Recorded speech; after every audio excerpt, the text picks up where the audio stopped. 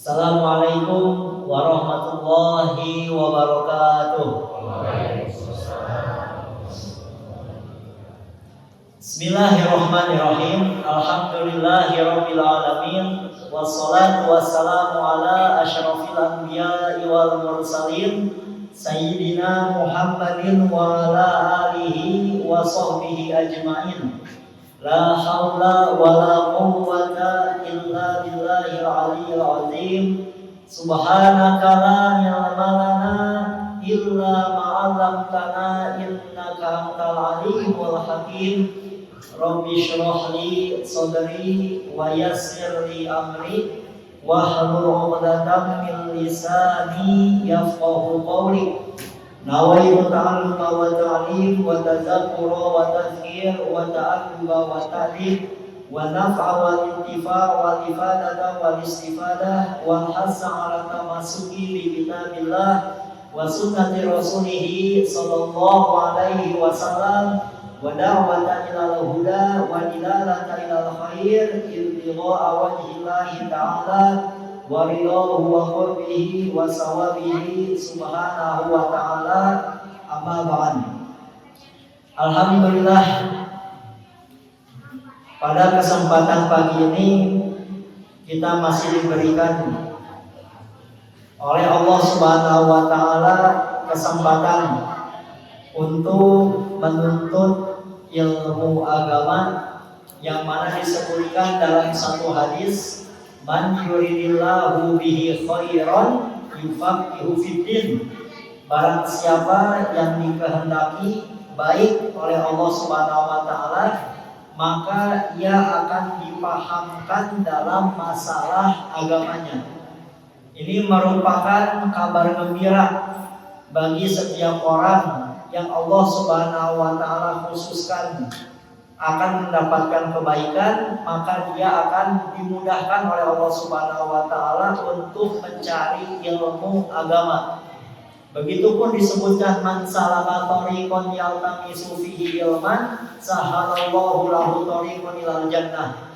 Barang siapa yang dia melangkahkan kakinya untuk menempuh suatu perjalanan dalam mencari ilmu, maka Allah Subhanahu wa taala akan mudahkan jalan dia menuju kepada surga Allah Subhanahu wa taala. Mudah-mudahan kita hadir di sini merupakan tanda bukti bahwasanya kita adalah hamba yang dicita-citakan oleh Allah Subhanahu wa taala untuk menuju surganya. Amin ya rabbal alamin. Nah, alhamdulillah Ibu Bapak, pada kesempatan kali ini kita akan membahas seputar ilmu tazkiyatun nafas, ilmu untuk membersihkan hati dan jiwa kita, dengan tema membersihkan jiwa dari sifat tercela dan menata hati untuk sang ilahi. Nah, berarti kuncinya ada dua. Yang pertama, bagaimana cara supaya kita bisa membersihkan diri kita dari sifat tercela. Itu dalam bahasa tasawufnya namanya takholi, Pak. Apa Pak? Takholi. Apa itu takholi? Mengosongkan diri dari sifat yang tercela. Setelah takholi ada tahalli. Apa itu tahalli? Menghias diri dengan sifat yang terpuji, sehingga hati kita bisa tersambung dengan sang ilahi. Begitupun pergaulan kita dengan manusia insya Allah bisa terjalin dengan baik. Nah, perlu diperhatikan Rasulullah SAW di sini Ibu Bapak menjelaskan tentang satu hadis bagaimana supaya hal-hal tersebut yang telah disebutkan bisa tercapai. Itu dalam diri kita itu ada mudghah, Pak. Apa itu mudghah? Gumpalan daging. Apa Bu? Gumpalan daging. Kata Rasulullah, iza saluhat saluhal jasadu kulluh. Segumpal daging itu kecil, ya, sebesar genggaman tangan kita, tapi itu tolak ukur baik atau buruknya seluruh jiwa kita, seluruh badan kita, Pak. Wa iza fasadat, tapi jika segumpal daging itu hancur, rusak, busuk, maka busuk pula, hancur pula, jelek pula seluruh apa? Tubuh kita, jiwa dan raga kita. Apa yang dimaksudkan Rasulullah daripada segumpal daging itu? Ala wahyal qalbu, itu adalah hati. Berarti awal pertama kali yang perlu diperbaiki adalah pusat dari tubuh kita, yaitu adalah hati, Ibu. Bagaimana seseorang hamba dia bisa bermuamalah baik kepada Allah dan bermuamalah baik kepada sesama manusia? Kuncinya kata para ulama satu, yaitu husnuzon. Apa cenah Pak? Husnuzon, berprasangka baik kepada Allah, berprasangka baik kepada manusia. Orang tidak bisa dia ibadah menjadi ikhlas, ya, kecuali dia harus husnuzon dulu. Bagaimana kayak kita bermuamalah dengan orang lain tanpa didasari dengan husnuzon, kita sudah suudon dengan orang, kita bermuamalah dengannya tidak akan menjadi ikhlas. Kita tidak bisa bersyukur kepada Allah Subhanahu wa taala tanpa didasari dengan husnuzon. Kalau kita sudah banyak mengeluh kepada Allah Subhanahu wa taala, berprasangka buruk kepada Allah, tidak akan ada yang namanya syukur, tidak akan timbul syukur dalam hati kita. Begitupun sabar tidak akan terwujud jika tidak ada namanya husnuzon. Jadi langkah awal untuk supaya kita bisa menata hati yang baik dengan sang ilahi adalah harus berhusnuzon. Husnudona kumaha Bapak Ibu? Husnudon itu kepada Allah Subhanahu wa taala bukan hanya tatkala Allah memberikan anugerah kepada kita. Tatkala diberi rezeki baru bersyukur, husnudon. Tatkala disehatkan baru husnudon. Tatkala dinaikkan derajat baru husnudon. Tidak. Bahkan ketika seseorang ditimpa musibah, dia harus husnudon. Disempitkan rezekinya. Bisa tidak husnudon kita ketika itu? Ditimpa penyakit, bisa tidak? Bahkan ketika kita dijatuhkan, diuji oleh Allah Subhanahu wa taala, diremehkan di pandangan makhluknya, bisa tidak kita husnudon dalam keadaan seperti itu kepada Allah Subhanahu wa taala? Itu yang sulit yang akan kita bahas hari ini. Nah, makanya Ibu Bapak mohon, saya pengen Ibu Bapak mendengarkan satu kisah ini. Kita mulai dengan kisah ini. Ya, kalau bisa Bapak fokus, Ibu fokus, karena dalam kisah ini terdapat 4 hikmah yang bisa kita ambil untuk kita amalkan dalam keseharian kita. Siap Bu Pak? Nah, ini kisah nyata Ibu. Seorang pemuda namanya Al-Mansur Saifuddin Qolawun. Panjang ring nama kita singkat Qolawun. Siapa Bu? Qolawun. Nah, Qolawun ini Bu, itu seorang pemuda berasal dari keluarga yang miskin, yang mana ayahnya ini memiliki niat untuk apa? Untuk bisa ikut berperang di jalan Allah Subhanahu wa taala, ya, sehingga beliau mati syahid di dalam peperangan tersebut. Namun apa daya, syarat untuk ikut berperang pada masa itu harus punya kuda. Harus punya kuda. Akhirnya Ibu Bapak singkat cerita saja. Ayahnya ini dengan apa? Dengan Qolawun ini mereka menabung dan terbelilah kuda. Ya. Tapi tidak seperti itu, Bu. Ingat, kita ini tidak bisa lepas dari celaan orang lain. Itu udah sunatullah, Bu. Ya. Kita ini tidak bisa lepas dari hinaan orang lain. Begitupun Qolawun dengan ayahnya, sudah beli kuda, dicibir Bu, Pak, sama tetangganya. Loh, orang miskin kok beli kuda? Katanya kan, itu urus dulu keluarga kamu. Ya, jangan dulu beli kuda, sok-sokan orang miskin beli kuda. Padahal niat ayah dan Qolawun ini membeli kuda itu buat apa Bu? Untuk berjuang di jalan Allah Subhanahu wa taala. Itu anaknya Qolawun kan masih muda, hatinya mentalnya masih kena tuh dari omongan orang-orang itu. Ayah saya diledek, ibu saya diledek. Padahal niat saya baik. Ini Bu, pelajaran Ibu kalau punya anak Pak sedang down, jangan ditambah down. Ya, jangan dimarahi. Ya, tapi berikan support. Apa kata ayah Qolaun? Ini pelajaran pertama, Bu. Wahailah, jangan suka dengerin omongan orang lain selama yang kau tuju adalah ridho Allah Subhanahu wa ta'ala. Kenapa? Selama engkau terus mencari perhatian pandangan orang lain, itu adalah goyatun la tudrok, tidak ada ujungnya. Benar, Bu? Ibu bapak terpercaya, Ibu tahu ridho manusia nggak ada ujungnya, Bu. Lihat kisah ini, Bu. Saya lihat nih. Ada dua orang, ayah sama anak, dia beli kuda sama, cuman beda kisah. Beli kuda, subhanallah beli kuda katanya. Nah, yang pertama itu yang naik kuda itu anaknya. Yang naik kuda anaknya. Dilihat sama orang-orang, anak durhaka katanya. Harusnya yang naik kuda itu siapa? Orang tuanya. Kenapa dia naik kuda, ini anak durhaka katanya. Sampai omongan kepada dia, ya udah besoknya mau ke pasar, yang naik kuda gantian. Sekarang naik kuda siapa? Ayahnya. Ya, anaknya jalan nuntun kuda. Dilihat sama orang-orang. Kata orang-orang apa, Bu?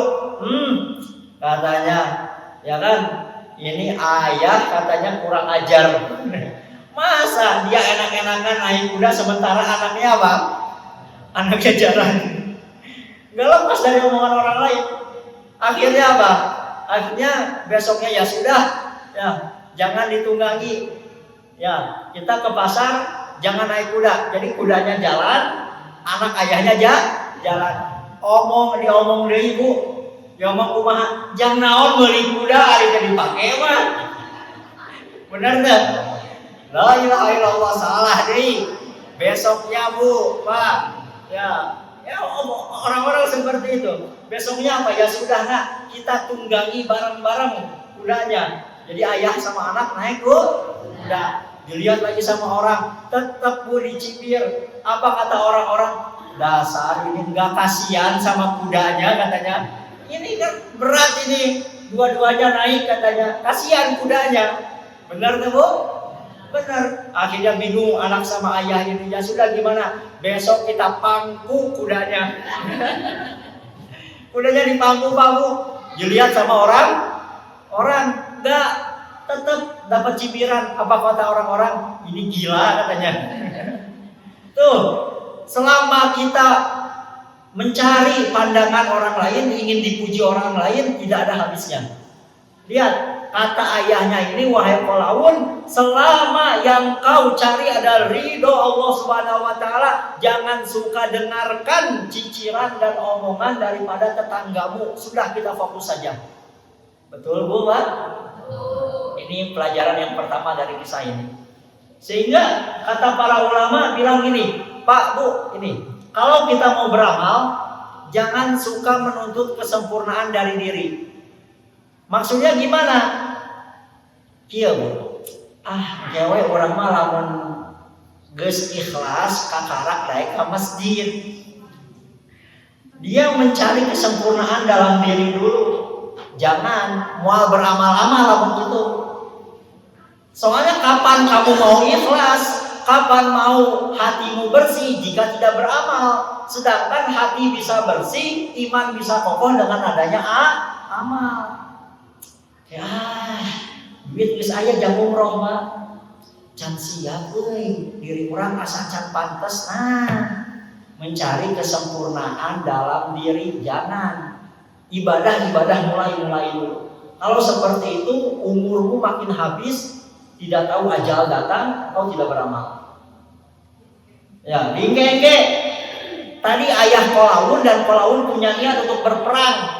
Ya, mulai saja dulu nabung, mulai saja dulu beli kuda. Jangan dinanti-nanti. Gitu, Bu. Ya, kewe daek ngaji mun geus datang hidayah. Ayo jadi jemput Bapak. Gitu. Wah, Pak, Bu. Itu yang pertama tadi. Yang kedua, kalau amal dari kisah yang tadi, jangan menuntut kesempurnaan dari orang lain. Kumaha hayang dipandang, hayang dipuji ku batur. Wah, jadi ibadah nate dipoles pakai topeng. Kalau di depan umum baru semangat ibadahnya. Tapi kalau sendirian malas. Karena apa? Karena dia ibadah menuntut kesempurnaan dari orang lain. Itu kan. Kalau ada orang lain nambah amalnya. Tapi kalau sendiri kurang amalan. Sehingga apa? Kalau orang ibadah menuntut kesempurnaan orang lain, tatkala dia dicela, dicaci dengan ibadahnya, eureun. Kenapa? Karena yang dia tuju bukanlah ridho Allah, tapi pandangan manusia. Karek di cibir sedikit pundung, moal ka masjid deui, moal ngaji deui, moal sedekah deui, moal ibadah deui, gitu kan? Kenapa? Karena dia ibadah menuntut kesempurnaan dari orang lain. Tunggu dari satu kisah tadi yang awal saja dapat 1 poin hikmah. Ya, kalau kita mau amal cari ridho Allah, jangan dengarkan orang lain. Terus kalau kita mau beramal jangan menuntut kesempurnaan dari diri sendiri, jangan menuntut kesempurnaan dari orang lain. Paham Pak Bu? Paham. Nah seperti itu. Nah terus kan tadi udah beli kuda Bu ya, kudanya diurus Pak, dikasih makan yang enak kuda.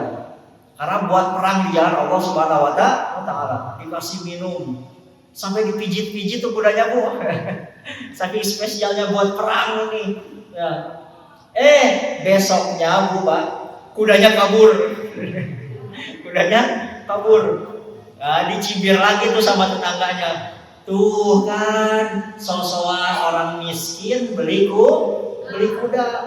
Keluarga saja tidak terurus. Sekarang nambah beban beli kudanya nggak keurus tuh kan jadi kabur. Sosokan sih beli apa? Beli kuda. Nah, orang hasud gitu Pak. Senang melihat orang susah. Akhirnya apa? Nah ini pelajaran yang kedua. Sakit hati lagi Qolaun. Dikuatkan sama ayahnya. Ini Bu pelajaran Pak, dengarkan. Kata ayahnya gini, wahai nak, kuda kabur ini kita tidak tahu apakah ini musibah atau rahmat. Dohirnya saja kabur, ya kan? Tapi nggak tahu di balik ini ada hikmah apa yang Allah sembunyikan. Sabarlah dan berprasangka baiklah kepada Allah. Itu pesan ayahnya, berprasangka baik kepada Allah. Ya sudahlah kata Qolaun, daripada saya menggerutu mengeluh Pak, ya. Kudanya sudah kabur, ya sudah, mending saya sabar, kemudian saya berprasangka baik. Tuh, ibu, bapak, kalau ibu misalkan kehilangan uang, sakit, misalkan apa, duit mah geus eueuh misalkan, rek ngaguru tuh, rek ngeluh, emang eueuh gitu kan, daripada sudah jatuh tertimpa tangga, yang mending sabar. Geus lieur duit eueuh misalkan, ya, ditambah di stres kurang, pemikiran deui, ngeluh. Nah, itu kan menyiksa diri ya kan? Ya, mending sabar. Begitupun Qolaun tadi sudah sabar saja. Besoknya bangun tidur Pak, dia keluar rumah ternyata ditemukan di area sekitar rumahnya ada 100 kuda. Ada berapa? Bingung. Dan kuda yang kabur ada di depan rumahnya itu. Dilihat di dalam kitab itu kata para ulama, kuda itu bukan kabur. Dia ngasih tahu teman-temannya tuh. Ya, ngasih tahu teman-teman kudanya tuh. Wah, subhanallah saya sekarang nemu katanya. Ya, dudungan. Baik, dikasih makan enak, minumnya, terus dipijitin. Akhirnya apa? Daripada kalian di sini liar kan, ayo mending kemana? Mending kita ke rumah majikan saya yang baru. Nah, jadi dia punya berapa kuda? 100 kuda Bu. Pelajaran yang kedua Pak, lihat, yang awalnya dianggap musibah, betul tidak? Musibahnya apa? Kudanya kabur. Tapi dikarenakan Qolaun sabar dan berprasangka baik kepada Allah Subhanahu Wa Taala, ternyata dari musibah itu Allah datangkan anugerah yang lebih besar. Barangkali dohirnya kita mendapatkan musibah, tapi di balik musibah itu Allah Subhanahu Wa Taala akan mendatangkan nikmat-nikmat yang berlipat ganda. Tapi dengan catatan tapi apa? Sabar dan prasangka baik. Itu kan? Ya. Nah, itu yang kedua. Ini masih kisah, Bu. Ada 4 ya. Ada 4. Ini baru berapa? Baru 2 ya kan poin yang kita dapatkan. Paham sampai sini Ibu Bapak paham? Paham. Udah gitu, udah punya kuda kan? Nah, sekarang Kolawun ini mau belajar menunggangi kuda supaya bisa berpanah dan menombak di atas kuda. Berlatih dia Pak. Sehari-hari berlatih. Qadarullah dalam suatu pelatihannya kudanya apa tuh? Kudanya keseleo. Kolawun jatuh tertimpa kuda, kakinya patah. Sedih dia Kolawun ini. Saya nggak bisa latihan lagi nih katanya.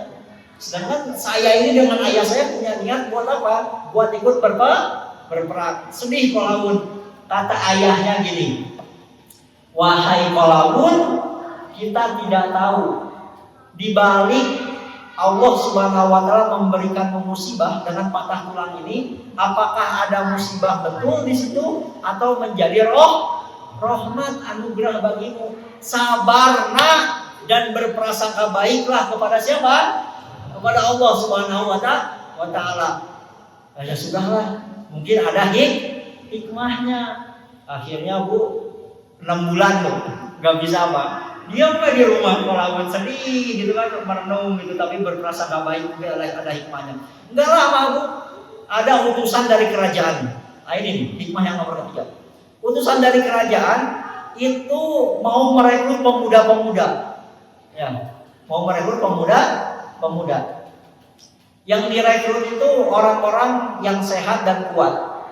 Tatkala ke rumah Kolawun, ditemukan Kolawun lagi sakit, patah tulang. Maaf, ini nggak bisa dijadikan sebagai apa? Sebagai prajurit katanya. Cuman yang pertama datang ini Bu, diutusnya itu untuk apa? Untuk peperangan Muslim dengan Muslim. Jadi kan nggak boleh kan ya, Muslim dengan Muslim. Gitu. Akhirnya yang direkrut siapa? Anak-anak pemuda tetangganya tuh, yang suka mencibir siapa?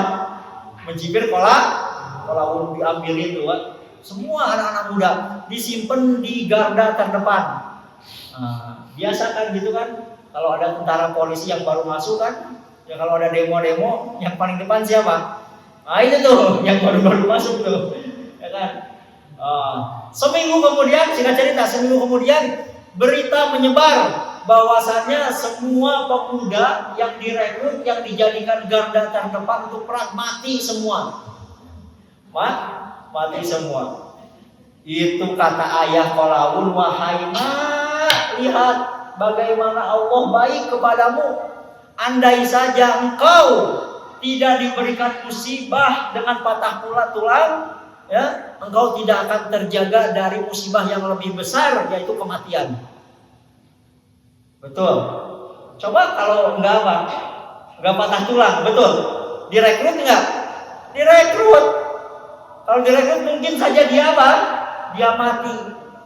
Nah, hikmah yang nomor 3 Bu dari kisah ini, ternyata Masya Allah, musibah itu bisa menjaga kita dari musibah yang lebih besar.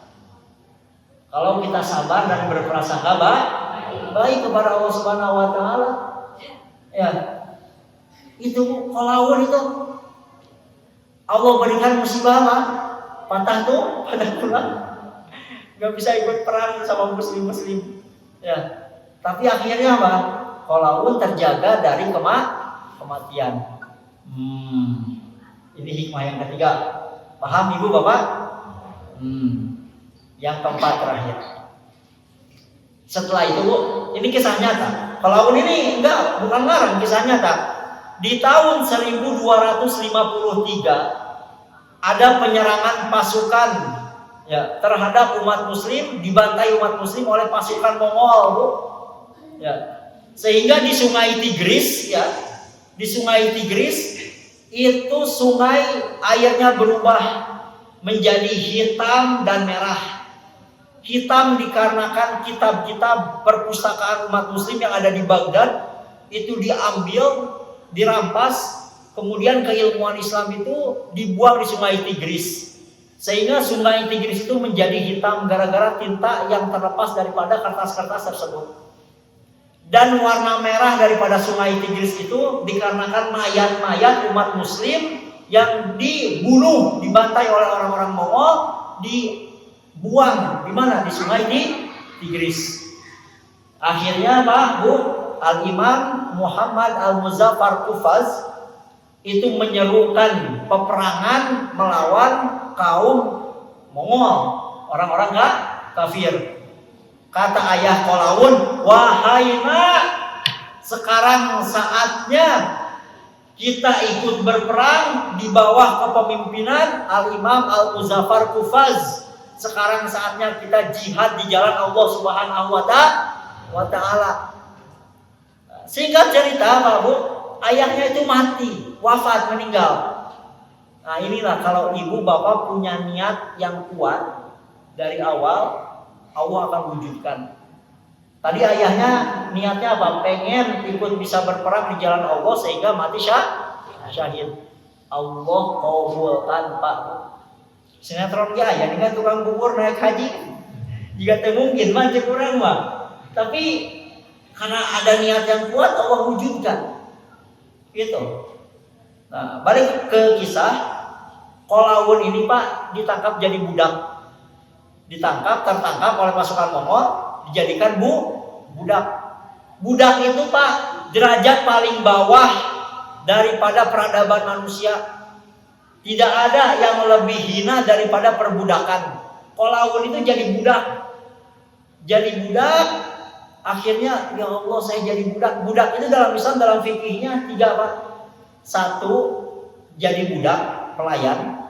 Yang kedua dia dibunuh. Yang ketiga dijual selama tidak ada yang menebusnya. Itu nanti di bab etik ada, di fikih nanti. Nah, Qalaun ya Allah, saya ini pilihan 3, cuma dijadikan budak, pelayan, atau dibunuh. Yang ketiga dijual. Ya Allah, tapi ingat pesan ayahnya, sabar nak, ya. Selama engkau berprasangka baik kepada Allah, teruslah berprasangka baik sama Allah. Akhirnya dibeli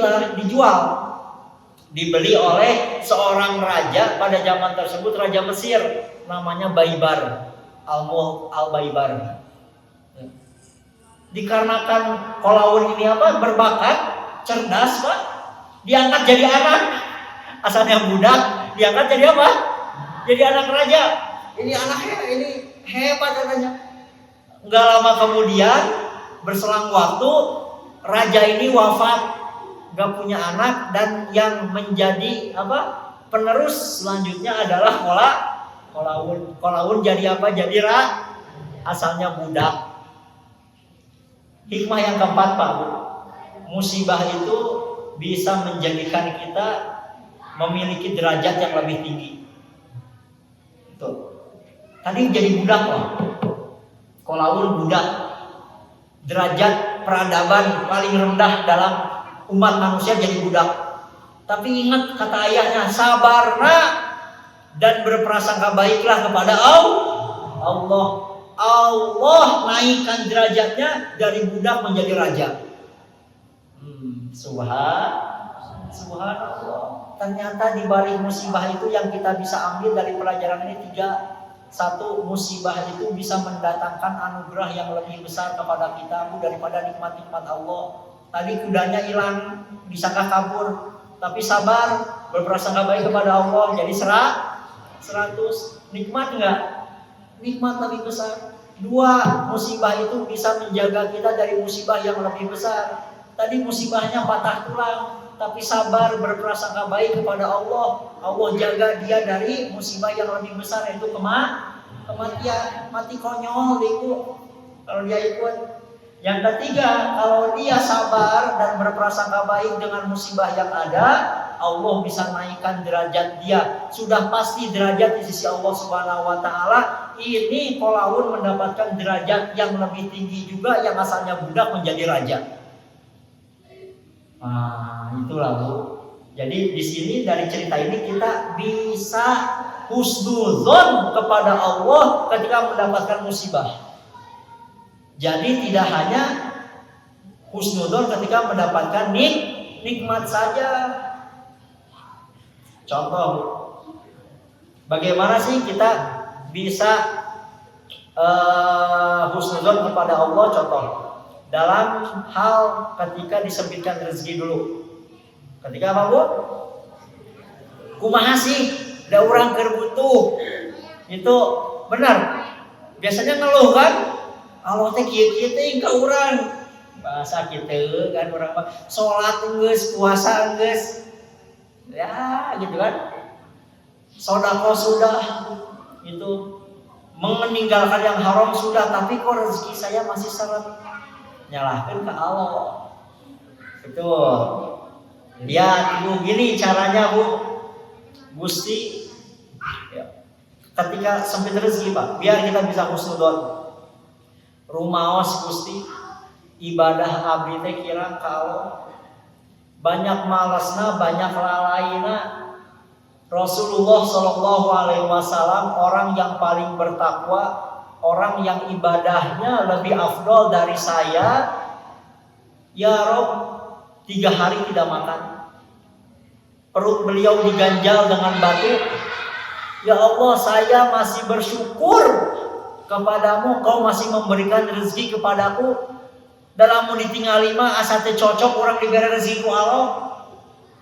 Ibadah belang betong kieu, loba pohona ka Allah Subhanahu wa taala teu era ku Allah Subhanahu wa taala. Gitu kan? Nah, awal pertama kali supaya kita tidak suudon kepada Allah, lihat dulu kualitas diri kita. Berhak teh ku Allah teh dibere duit loba, dibere rezeki menumpuk. Gitu kan? Sedangkan kualitas kita di hadapan Allah sakieu-kieu. Rasulullah loh orang yang paling bertakwa, ya. Beliau itu lapar 1 hari, kenyang 1 hari, dan can pernah orang ayeuna nepi ka naon teu dahar sapoe. Kanjeng Rasul mah pabu diganjel ku batu, urang mah diganjel ku roti. Benar? Ganjel heula ku bala-bala, ganjel heula ku roti. Nah, Rasulullah mah diganjel ku naon? Ku batu. Alhamdulillah keneh Gusti. Da izin salaresna mah sakieu ge alhamdulillah husnudon Bu ka Allah. Benar?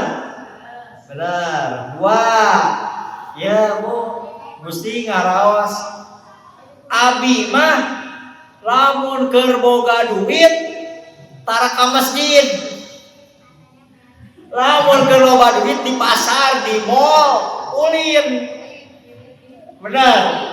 Alhamdulillah Gusti. Ayeuna teh gaduh duit abi bisa toat ka Gusti. Bisa hadir ngaji. Ya gitu kan. Betul Bu, Pak. Ngaraos eta mah jangan nuduh orang lain, kita we diri sorangan. Itu ngarasakeun da keur loba duit mah. Nah, gitu kan. Jadi kita teh keur teu boga duit, husnudon ka saha? Ka Allah. Itu keur teu boga duit mah di majelis jamaah tara kakatun, da keur boga duit mah da sok. 1000 mah tong munafik lah. Nah, keur we gitu. Nah, 1000. Ulin wae. La ilaha illallah. Nah, terus bayangkan ya. 2 tak itu cara husnudon apa? 3 Gusti ngaraos Gusti teh meureun nyempitkeun harta kangge abdi, damun boga duit mah abdi sombong tak kabur. Ngarasa leuwih mulia ti batur. Boro-boro daek ayeuna naon? Ngumpul jeung jelema miskin. Itu kan mukakeun pantoge eta saha. Ah si ieu datang deui berat. Pasti rek nginjem ya. Ya, pasti rek minta ya. Benar tak Bu? Benar Pak? Ari keur teu boga mah ngaliwat yuk. Ayo PKK-an yuk. Gitu kan, ngumpul yuk. Teu boga duitnya sugan we si anu boga mau dahareun ieu. Imi-imi we silaturahmi ayo Bu, padahal mah hayang dahar. Eta enak gitu. Nah gitu kan. Gusti ngaraos ari abi tujuh gaduh mah abi teh sok sombong, sok takabur. Meureun Gusti ayeuna keur nyempitkeun hate abi teh ngadidik hate abi supaya tawadu. Ya kan Bu? Makanya dengarkan Bu, 3 orang dicintai Allah dan 3 orang lebih dicintai Allah. Orang yang dicintai Allah, yang pertama orang kaya dermawan. Orang kaya dermawan dicintai Allah. Ya, dia mau mendermakan hartanya. Yang lebih dicintai Allah orang fakir berehan tah. Pugunu beunghar mah boga duit. Jelema fakir dia mau sedekah, dia mau berehan, lebih dicintai Allah. Satu lah. Yang kedua, orang yang dicintai Allah, Pak, Bu, orang tua ibadah. Orang tua ibadah. Jadi geus karolot mah ngumpulna lain di pos, ya, lain di nonton bola. Geus ngumpulna di masjid, di majelis, gitu kan. Nah, itu orang tua yang beribadah kepada Allah, dicintai Allah. Tapi yang lebih dicintai Allah pemuda yang beribadah. Betul. Oh, nafsuna Bu lagi senang main, tapi dia gunakan waktunya untuk beribadah kepada Allah, itu lebih dicintai. Ya. Yang ketiga, orang fakir tawadu. Ya, orang fakir tawadu dicintai Allah. Yang lebih dicintai Allah orang kaya dia tawadu, Pak. Paham? Lebih dicintai Allah. 3 golongan dibenci Allah, 3 lagi lebih dibenci. Yang pertama siapa? Orang fakir pelit dibenci Allah. Naon diberekeun atuh. Ke depan. Dibenci Allah. Yang lebih dibenci Allah orang kaya pelit. Boga harta tapi dia tidak peduli, itu lebih dibenci Allah Subhanahu wa taala. 2 yang dibenci Allah. Orang pemuda dia bermaksiat, dibenci Allah. Yang lebih dibenci Allah geus kolot. Nah, tidak ibadah. Ya, eta lebih dibenci ku Allah.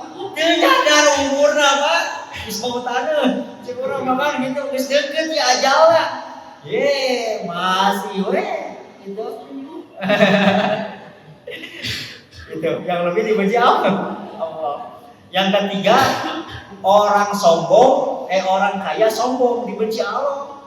Sombong dengan hartanya, sombong dengan ilmunya dibenci Allah. Yang lebih dibenci Allah, geus mah fakir, miskin, sombong. Itu lebih dibenci Allah Subhanahu wa taala. Gitu. Paham Pak Bu? Nah, itu ambil hikmah itu Bu. Ya. Balik lagi tadi. Yang masalah husnudon ketika rezeki disempitkan.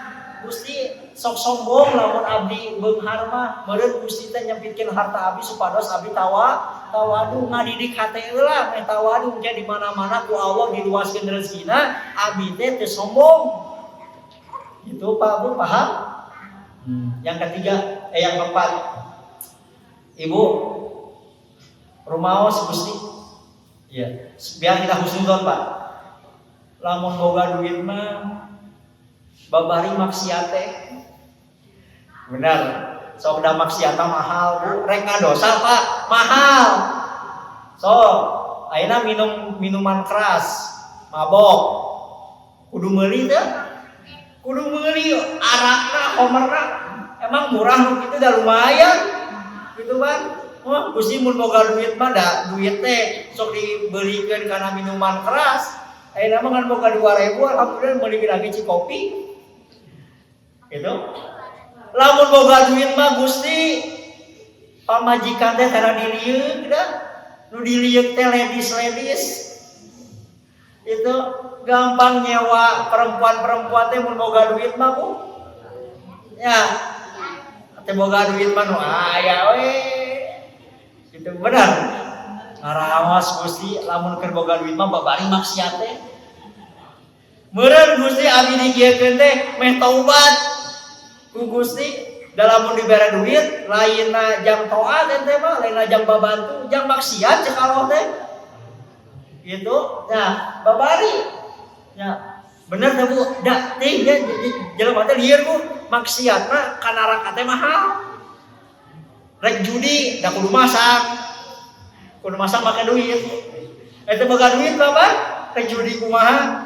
Pinarakaeun mahal, mending pisurgaeun Pak. Pisurgaeun mah puasa, cing ari puasa tidak harus mengeluarkan uang Pak.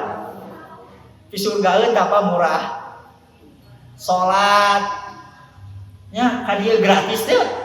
Ka masjid gratis. Coba ka klub-klub gitu bayar teh? Bayar, ngaluarkeun duit pinarakaeun. Geus mengeluarkan duit capek pinarakaeun tah. Nu mata ngagugu nafsu mah ngagugu nafsu, capek diri, capek pikiran, nguras duit, Pak. Lamun ngagugu kana nafsu, tapi lamun ngagugu urang kana ridho Allah Subhanahu wa taala mudah ringan. Teu hese. Itu benar. Puasa murah, salat cipa salat, sehat teu? Sehat salat. Gratis itu, Pak. Itu terbebas dari stroke. Ya kan? Karena setiap dari anggota tubuh naon bergerak. Ya, nah gitulah pokoknya mah. Kita bu lamun boga duit mah api maksiatin we ieu mah. Kitu mata ku Allah ditahadeulah rezekina meureun. Ya. Ini bagi kita Bu kalau sedang disempitkan rezeki. Nah terus anu kaopat Gusti nya ngaraos pami loba duit mah sok poho ka akhirat. Poho kan naon? Ka akhirat, kehilangan orientasi akhirat. Karena apa? Tersibukkan dengan harta kekayaan. Betul Bu Pak? Betul. Nah emang gitu Ustaz benar. Tinggal surah Al-Hakumut sur melalaikan seseorang daripada akhirat apa? Alha telah melalaikan kum kepada kalian at-takasur banyaknya harta. Sana sahur abi sahur Allah. Hatta zurtumul maqabir sampai kalian mendatangi kubur-kubur kalian sampai mati nah. Dibuat lalai kunaon kuloban duit. Ieu mah pami jalmi nuju tegaduhnya kusudona kitu Gusti laras da pami abi gaduh artos mah sok itu kaayaan gitu kan. Tapi alhamdulillah Bapak Ibu di pami gaduh artos mah insyaallah itu digolangkeun karena perjuangan gitu kangge dakwah eta nu bakal jadi naon jariah. Nah Ibu pami terang tinggal kitab-kitab tafsir para ulama asbabun nuzul sebab-sebab nuzul turun ayat Al-Hakumut Takasur teh kumaha. Dulu di kaum Ansor ada Bani Harisah dengan Bani Haris Bu. Dua kabilah ieu teh saling berbangga-bangga dengan hartana jika budak leutik cek urang banyak. Tahu enggak di kabilah saya ada si fulan bisnisna anu kekayaanna sakieu. Wah dibangga-bangga anu saur kabilah hiji deui sami. Wah di kabilahku ada si fulan bisnisna anu hartana anu. Jika budak leutik Bu, budak leutik kan gitu. Bapak aku dong. Main bapak-bapakan kan? Oh lihat dong bapak aku. Itu kan kerjaannya ini, bapak aku punya ini, bapak aku punya ini. Cek anu babaturanana budak leutik, bapak aku dong. Gitu, Pak. Jika budak leutik gitu teh Bu. Nah, bedana. Nah, akhirnya dicandaklah, dibawalah dua kabilah ini oleh Rasulullah SAW dibawa kemana? Ke kuburan. Di kuburan itu ada kuburan kakek mereka. Nah, kakek mereka itu orang yang paling kaya di bangsa Arab. Yang mana harta kakeknya ini diwarisi kepada dua kabilah tersebut. Jadi hartanya teh harta warisan. Kata Rasulullah, apakah ada di antara kabilah kalian berdua yang lebih kaya dari kakek kalian ini? Harulang tahu. Rasulullahnya hebatnya gitunya. Tapi apa kata Rasulullah, lihat kakekmu sekarang berada di alam kubur, tapi hartanya tidak ada satupun yang dibawa. Betul. Jarang pe tahu di tempat air turun we surah Al-Hakumut Takasur. Al-Hakum telah melalaikan kepada kalian at-takasur harta-harta kalian tanu loba. Sampai kapan kalian mau seperti itu? Hatta zurtumul maqabir. Areng-areng karobat itu mah. Nah urang mah jadi pelajaran boga duit teh ulah sok pelit. Boga duit teh ulah sieun fakir. Itu kan. Jariah kan bisa tuh yang menjadi amal jariah setelah kematian 3, waladun sholihun yad'ulah, anak soleh yang mendoakan orang tua. Yang kedua, sodakotun jariyatun, sodakoh yang menjadi jariah. Ada pembangunan masjid, pesantren, wakaf Quran, berjuang dalam agama, membela agama Allah Subhanahu wa taala. Sok sisihkan, dah mau jadi fakir, malah bal yazdad, makin bertambah, makin bertambah. Sehingga disebutkan syaitan menakut-nakuti kalian dalam kefakiran. Anu katilu ilmun yuntafa'u bihi, ilmu yang bermanfaat yang diamalkan. Seumpama ibu tiasa, contohnya baca Al-Fatihah, ajarkan anak ibu Al-Fatihah. Selama anak ibu sholat membaca Al-Fatihah, pahalana ngocor ka ibu. Itu punya cucu lagi. Nah, cucunya diajarkan ke anak ibu, pahala anak ibu jeung cucu ibu ngocor ka ibu terus. Itu ilmu yang bermanfaat yang diamalkan 3 Bu. Ari teu dipake mah gitu kan. Hartana ditinggalkeun we, ngaranturkeun misalkeun jalmi. Nah, kan hartanya buat istri baru gitu. Hartana buat suami baru, Pak. Nu capena ibu, nu capena bapak, nu makena batur. Gitu kan, makena batur. Urang ngapa-ngapa di alam kubur, budak mana istri mana teu ingat dan teu ngajikeun budakna, sibuk ku masalah harta, sibuk ku rebutan warisan. Urangna ngapa-ngapa di mana di alam kubur, tulung mana atuh. Anu ngadoakeun, anu ngajariahkeun. Kakarap we nalangsa. Itu. Nah, jangan seperti itu. Nah, tadi itu bagaimana kita supaya husnudzon kepada Allah Subhanahu wa taala ketika disempitkan rezeki. Ini tos tabu kita terkeras ya. Kita bisa berapa, Bapak? 7. Maka ibu didiam ibu. Hiji dewe punya, hiji dewe banyak. Jadi bagaimana kita husnudzon ketika sakit penting. Tadi ketika kan biasanya jelema kitunya ngeluh keur teu boga duit, ngeluh keur gering. Nah, itu penting ya, ngeluh husnudzon kepada Allah tatkala ketika sakit. Ya, ambil pelajaran. Ini mah saya ya. Saya itu kan didiagnosa oleh dokter penyakit diabetes. Diabetes tipe 2. Nah, tapi bagaimana cara supaya saya bisa husnudzon kepada Allah? Gini, ya Allah, alhamdulillah. Saya diberikan penyakit ini bisa merubah pola hidup. Jadi makannya terjaga, istirahat bisa cukup, olahraga, tidak makan sembarangan lagi. Itu sebab dari awal saya terkena penyakit ini. Jadi ternyata Allah itu ingin merubah hidup saya supaya tidak sembrono. Ya Allah, alhamdulillah ini kesempatan saya untuk bisa merubah pola hidup sehingga saya bisa sehat kembali, bisa menebar manfaat untuk umat Nabi Muhammad SAW. Sampai saya dari dulu itu pernah masuk ICU, Pak, dicuci darah 1 kali, koma 4 hari di ICU, sampai saya tidak bisa jalan 3 bulan. 3 bulan tidak bisa jalan, sampai badan kurus banget. Nah, di situ saya alhamdulillah ya merubah pola hidup, jalan, olahraga, jaga makan, sampai sekarang alhamdulillah bolak-balik Cianjur Padalarang seminggu kadang 2, sesekali 2 kali itu kuat. Nah, jadi alhamdulillah. Coba kalau tidak diberikan seperti itu, mungkin hidup saya akan terus berantakan pola hidup saya. Jadi dijadikan motivasi. Sampai kemarin dicek ya gula, kemudian ginjal dan jantung. Saya kan pas awal di Dustira itu harus kontrol jantung, ginjal sama gula gitu kan, ke penyakit dalam.